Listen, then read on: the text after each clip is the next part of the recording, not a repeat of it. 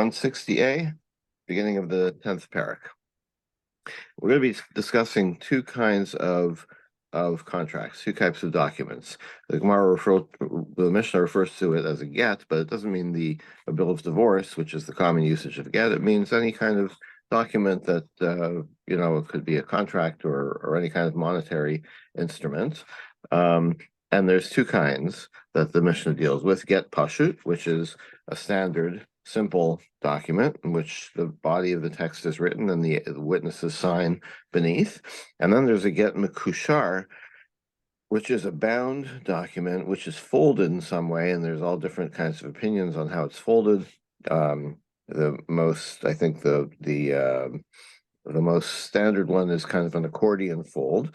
And then it is sealed. It's like sewn together. It's bound, so it's sewn together at the edges, so that it stays folded, and the edim sign as we'll see, on the outside.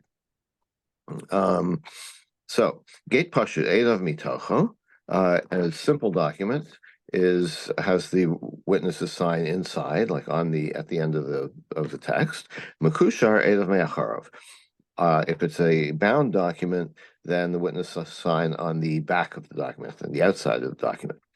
Pashut shekasvu edav me'acharav. If they did it backwards, if it was a simple document and not bound, and the witnesses sign on the back, or mekushar shekasvu edav mitocho, or if it's bound and it's signed inside and not outside. Shnei psulim, both of these are invalid. Rabbi Chanina ben Gamliel omer mekushar shekasvu edav mitocho kasher. Now, a bound one can be signed on the inside. That's still okay. Because you can, it can be unbound, and then it becomes a simple, a standard plain document, and it's signed on the bottom, so it's fine. These are all dependent on local custom. However the local custom is, if it is acceptable to do it one way, then that's the way it is. The Gemara will analyze this further. What are these two types of documents? So I thought you were distinguishing them by the place where the witnesses sign them, but now it seems like there's more to these getim than there is just the signatures. The distinguishing feature is whether they are whether they're sewn up, right? Whether it's folded and sewn up, that is a get mekushar. Typically, according to the Mishnah, that would be signed on the inside. On the outside. But it sounds like there are places in which it's okay to sign it on the inside. And in any case, Rabbi Chanina says no matter where you are, it's okay if it's signed on the inside. But the main distinguishing feature, the defining feature of a get mekushar is that it's sewn. It's sewn up, sewn together. So everyone could do that with any get then, right? You can decide, I'm going to sew this up. Is there something critical? Is this one more complex than another? Complex dealings, business dealings versus something that's just between two people? I'm thinking about the substance rather than form. Not that I'm aware of, but we may discover differently as we proceed in the Gemara. I haven't, as far as I know so far, there's no objective reason that one would use one or the other. Last statement of the Mishnah: get pashut edav b'shnayim, mekushar b'shlosha. A simple document requires two witnesses. A bound document requires three. Pashut shekasa bo ed echad. And if it's deficient in that a simple one has only one witness, or mekushar shekasa bo shnei edim, or a bound one has only two witnesses, shnei psulim, both of these are not valid. So I know you're going to ask me, like, two witnesses should be good, right? Like, according to the Torah, two witnesses is good. The Gemara will kind of deal with that. And it's ultimately, since it's rabbinically invalid in that it's not being prepared according to proper procedure approved by the rabbis. Anyway, where does this all come from? Amar B'chanina, the Amakra, the pasuk says, "Sodos b'kesef yichnu v'chasov b'sefer v'chasom v'ha'ed edim." So This was a nevuah, excuse me, nevuah to Yirmiyah, when the warning that the people were about to be sent into exile, but also saying that they would come back, and so they should buy fields and record the title, and have it signed and have witnesses, so that when they come back, they'll have valid title to their land and be able to prove that they own the land. So how do we, what does that have to do with anything with our case? So Sadas Basefer Yiknu v'Chaso Basefer, buying fields with money and writing it down in a document. Zep Pashut, that refers to a simple document. V'Chasom, and here we take V'Chasom mean to seal it rather than to sign it. So sealing it is mekushar, is binding it up. V'ha'ed, and have witnesses, shnayim, two witnesses, edim shlosha. V'ha'ed edim, like using the double language. V'ha'ed would indicate two witnesses. V'ha'ed edim adds a third witness. There should be three witnesses. So, in other words, if we break this pasuk down, it's talking about all these different situations. Now, the simple meaning of the verse, as the Gemara will ultimately conclude, or will at least one view will conclude, is that this was the procedures they were given. This is how you go about affecting a land transaction. But right now, we're seeing this as if these are all individual requirements, or individual, a bunch of different possibilities for the transaction. Okay, so how do we understand the two and three witnesses? So that's where you get, this possibly where you get all of these details. The Gemara says, well, how do you know that the two witnesses is for the simple document, and the three witnesses is for the bound document? Maybe it's the other way around. Maybe you need three for a regular document and only two for a bound document. So since there's a lot more details about, I guess you would say, about a get mekushar, about a bound document, because it has to be bound in the right way and so on. So there's more requirements. Nisra B'Bei, doesn't make sense that it has more requirements for witnesses, and that's the one that needs three witnesses. Okay, so that's one source. Rav from Amar, another source. Where does this all come from? The differences and even the existence, but also the differences of the get mekushar. Me'acha, from this pasuk. V'akach is also from Yirmiyah. Yirmiyah is relating a land transaction that he was involved in. V'akach is Sefer Hamikna esachasum hamisva v'hachukim v'esagoloi. I took the sale document, the sealed one, by the law and its details, and the revealed one. What does this all mean? Well, now I took the document as a pashut, that refers to the simple document.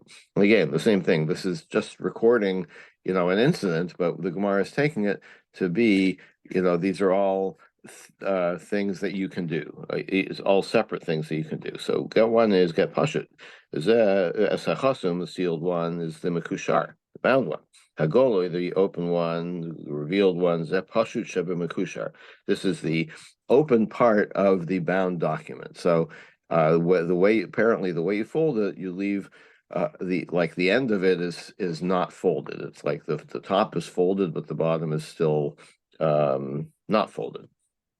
That's the pashut sheba mekushar, the open part of the simple part of the folded document. Mitzvah v'chukim elu dvarim shebein pashut l'mekushar. And what are these laws and statutes? Things that are required for the difference between a plain document and a bound document. Haketz, and what is that? Zayda shnayim, zayda shlosha. One is two witnesses, and one needs three. Zayda mitochov, zayda me'acharov, and one has the witnesses inside it or on the page, and the other outside on the back of the page. Same question: how do you know which is which? Like, you're telling me that it's the bound one that needs three witnesses and is signed on the back. Maybe it's the other way around. Maybe that's the simple one. Same answer. Since it's more complex, we give it the more complex aspect of the Edim as well. Third source. The Torah says, how do you establish something? Through two or three witnesses. Obviously, if two witnesses is enough to establish a fact, then three witnesses is certainly enough. Why does the Torah say two or three? There are different situations. Sometimes you need two witnesses, and we're going to attribute that to the simple document. And sometimes you need three witnesses. We're attributing that to the bound document. Same question, can't you reverse it? The bound one is more complex, and so we're going to assign it the three witnesses. So the Gemara says, well, wait a minute. Mahane lahachi hudasu. Is that how you're going to interpret these psukim? Kol chad v'chad l'milsei diasa. Each one is in its context. Look in the Tanya. As the Brisa says, Sados b'kasef yiglu b'chasam v'sefer v'chasam. So the first thing, Esa Tova Kamash Malad. Yirmiyah is giving people advice. He's like, listen, as I said before, we're going to be exiled, but we're coming back. So make sure you have title to your go buy property and keep the title to it, so you'll be able to establish ownership when you come back. So it's not that it's telling us, not that Yirmiyah is telling us, here are all the ways that you can have a document. No, he's saying, it's the plain meaning of this passage is what he's he's giving them advice. And now the second thing that the second transaction that we brought that Yirmiyah was involved was it's just recording what happened. Yirmiyah said, this is what I did. I wrote a document, I signed it, I had witnesses. It's not that he's saying that these are all individual laws of documents. He's saying this is what happened. Al Pishneidim, Al Pishloshadim, and the pasuk of that says two or three witnesses. What is the purpose of that? Lahaki Shloshoshnayim, to tell you that there is a similarity or the same rule for two or three witnesses. But Plukta Rabbi Akiva Rabbanan, which is the Rabbi Akiva and the rabbis argue about this. So the idea of saying that two or three are valid, two witnesses are valid, and also three witnesses is valid, is to teach you that either that two witnesses that the two witnesses are strong enough to contradict the three witnesses, even though there's three witnesses, but two is enough to establish. They have the same credibility, you would say, as the three witnesses. And that's the rabbis, and Rabbi Akiva says, why do you need two or three? Why does Torah need to tell you two or three? To tell you that just as if one witness in the group is invalidated, then the whole group is invalidated, no matter how many there are, whether it's two or three or even 100. If they all sign on to the same testimony, and then one of the group is shown to be invalid, shown to be lying or whatever, then the whole group is invalidated, no matter the number of witnesses. Who decides whether this document should be tied up or not? Is it the Beit Din? Is it the two parties that are involved? What is so far I'm assuming that it's the two parties, but we may find out more. But so far, what I've seen in the Gemara, it doesn't address that. Like why you would choose one or another. Hopefully we'll see. So Ella, so this is a good point, right? That these psukim are just in context and they're not telling us the various rules. Ella makusha midrabanan. The whole idea of a bound document is rabbinic. Ukroya smachta v'yalma, and these are just an asmachta. An asmachta is like a supporting pasuk. It's not that the pasuk was written to teach you that. It's just a place on which to hang your hat, as it were. What is the purpose of bound documents? There was a place where there were mostly Kohanim, and they were hot-headed. And they would divorce their wives, like they get angry at their wives, and they quickly write out a divorce and divorce them. And the problem was the difference if they're Kohanim. If you're a Kohen, you divorce your wife, you can't take her back. A Kohen can't marry a Grusha, a divorcee, even if it's your own divorcee. right? So they had a social problem. Bava Takanta, so the rabbis instituted this idea of a get mekushar, because it would take time, right? You'd go to the sofer and you'd say, "Listen, I'm divorcing my wife," and the sofer would say, "Come back tomorrow. I'll have the document ready." By the next day, the guy would have calmed down and he wouldn't divorce his wife, and we wouldn't have that problem. So basically, he's saying that the rabbis instituted this get mekushar not because it's more reliable or anything like that, but because it takes longer to write, and they wanted people to take their commitments and contracts, a little more with a little more gravitas, a little more deliberation. So all But right, we were saying that these getting had nothing to do with marriage before, that they were just get done business deals. yeah, we're getting to that. Just hold on to that for a So, second. but now we're bringing up the idea of divorce. Right. Well, a divorce is just a particular kind of document. A document is a document, right? Whether and it has well, yeah, obviously has additional rules, but basically it's document. So 1 second. So hatinach gitin. So the Gemara says, okay, so I understand why I get makushar. You would establish that for a divorce document. Shtaros meikla memer. What about monetary documents? What's the point there? So Gemara says kadei shelo techalik ben gitin l'shtaros, so that you shouldn't have a distinction, any difference between divorces and monetary documents. Why not? So the Rishonim have different ideas about this. One is that um, 1 second.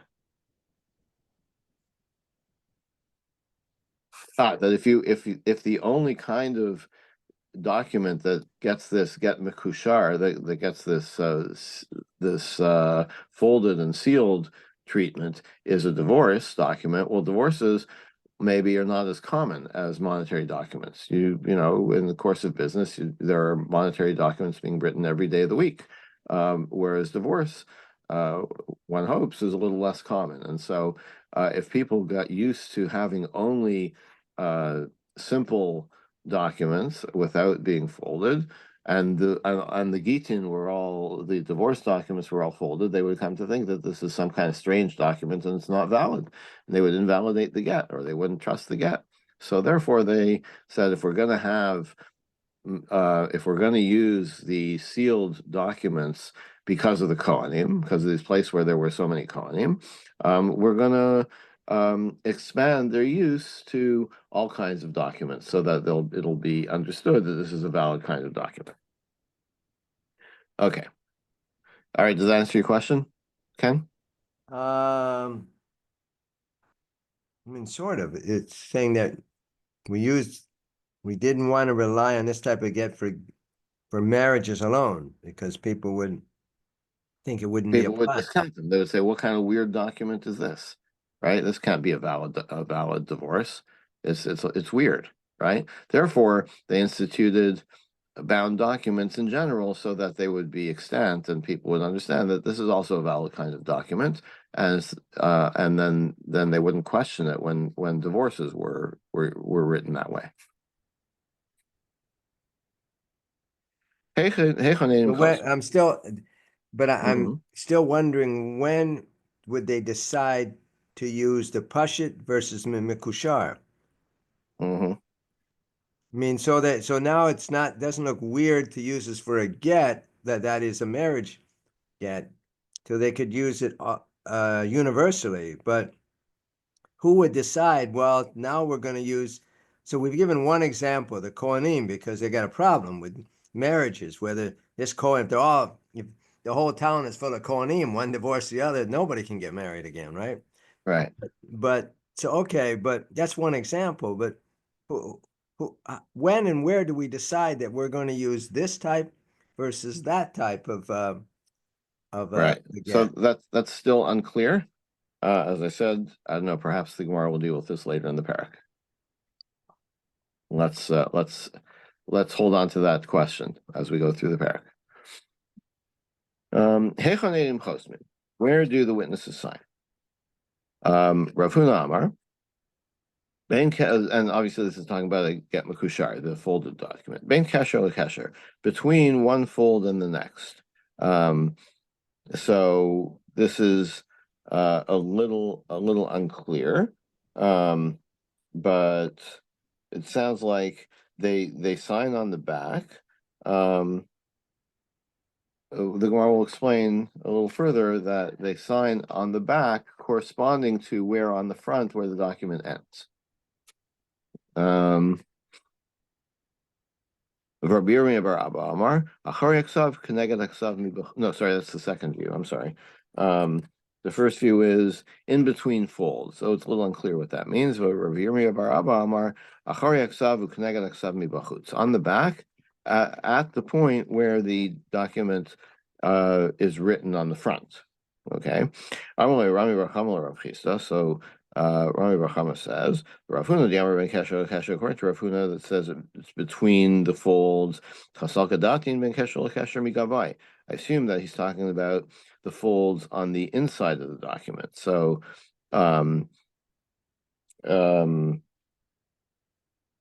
so the folds on the inside of the document.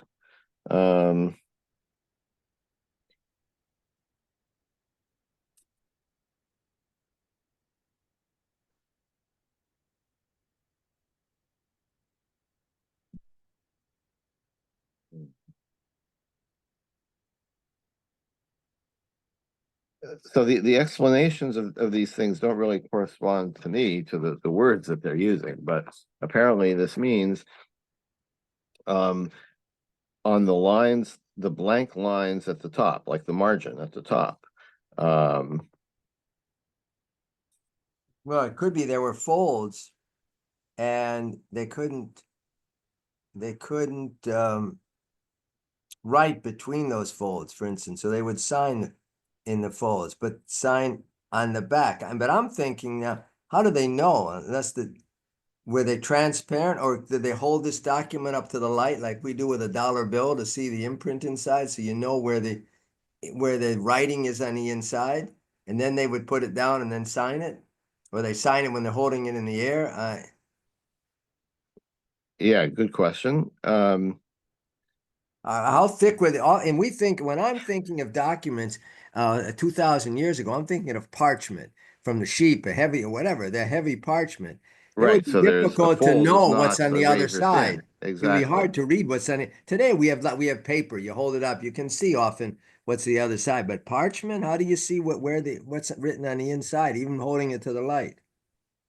Well, you can just turn it around and see, right? Well, But then maybe still, maybe okay, it's but then you signed approximate. Then once you turn it around again, that's a little bit a little challenging. awkward. Uh-huh. Yeah. Yeah, it's a little mysterious. I mean, the whole idea is a little mysterious to me. Like, who does this, right? Like, I understand, um, I could see where, like, when I first read this, first encountered this, I thought, okay, so it's like folded over and stitched together so that, it can't be modified afterwards. And we're going to get to that, like the concerns about concerns about you know, modifying the document after it's been signed, after it's been executed. So if like when I first encountered this, I thought, okay, well, if you fold it over and seal it, and then have the witness to sign the outside, then then you're protecting against that. Like I can't remember the context, but there used to be this thing, maybe it was voting by mail or something in Canada. I'm not sure, but you would have to sign across the seal of the envelope, right? So that way, then it would be clear that whatever was inside the envelope was put there by the signer, right? And nobody else could have afterwards come and changed it. But that's not clear that that's what's going on here. No.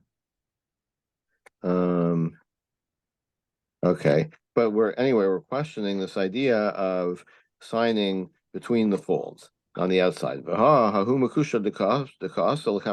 was a case of a document that came before Rabbi, and it was the bound document. Rabbi says, I don't see any date on this document.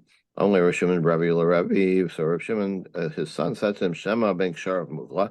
Maybe it's in like inside the folds, right? Maybe it's sewn up. You can see the signatures, but you can't see the date, but the date is inside. So Polye, he tore it open, and sure enough, there was the date.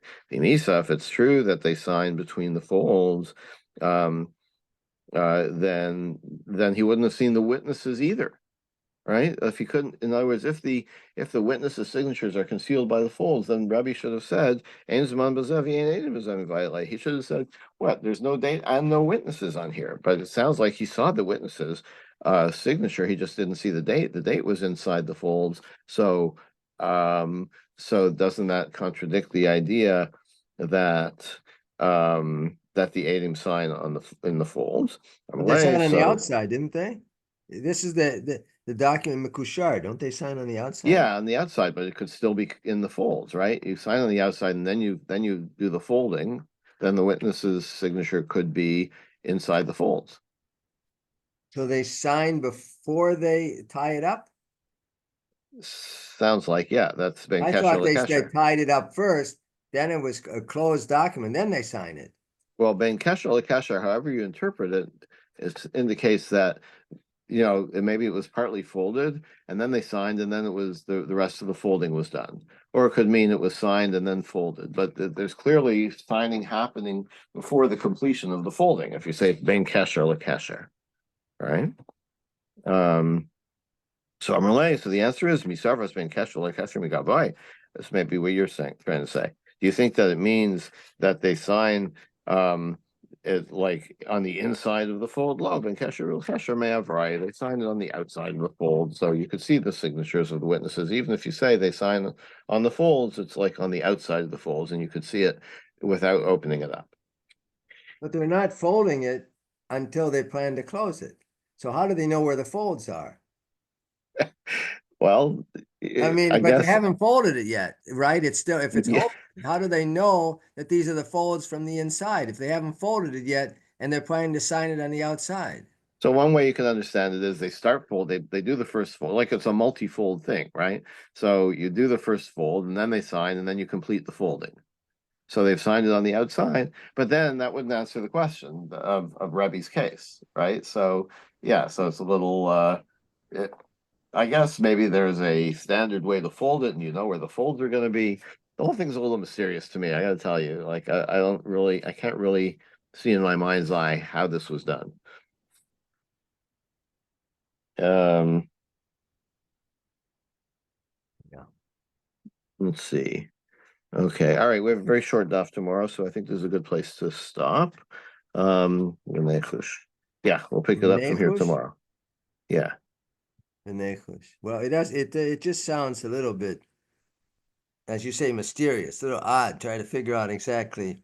And it seems yeah. to me that they're going through all sorts of machinations to Mm-hmm. overcomplicate this Yeah. what would And seem then, would be a sometimes seemingly simple thing. You have a document, people sign it, and you're done. I mean, sometimes you get Gemaras where you get the feeling that the Gemara wasn't really familiar. The people writing about it in the Gemara or commenting about it in the Gemara weren't really familiar with the actual case, and they're trying to figure it out from the text, right, or from the Masorah that they're receiving, right? But they haven't actually seen it done. So just as we're having trouble understanding it, maybe they're having misunderstandings of how it was actually done.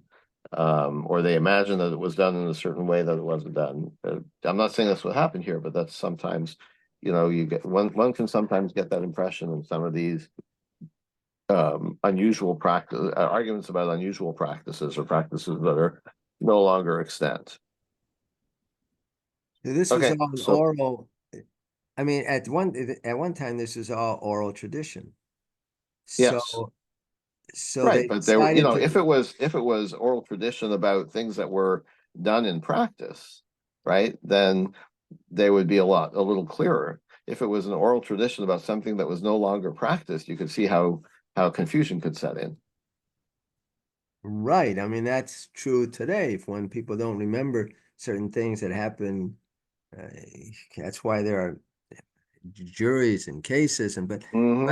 but so if this is not in practice, if they're not, then what's the point of reciting all of this? Just to say, well, something happened 100 years before us, but we don't know exactly what happened. So let's sort of figure out what might have happened. What I mean, I'm still Well, a little bit. what's the alternative? Just to say that, oh, this practice is no longer extant, so we'll ignore it. I Why even discuss it?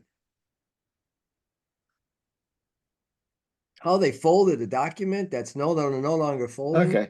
I mean, I mean, I would, okay, that could be. I mean, I was just suggesting that maybe this is the case. That there's nothing in the Gemara that indicates that it wasn't practiced anymore. right. So, I hear you. yeah.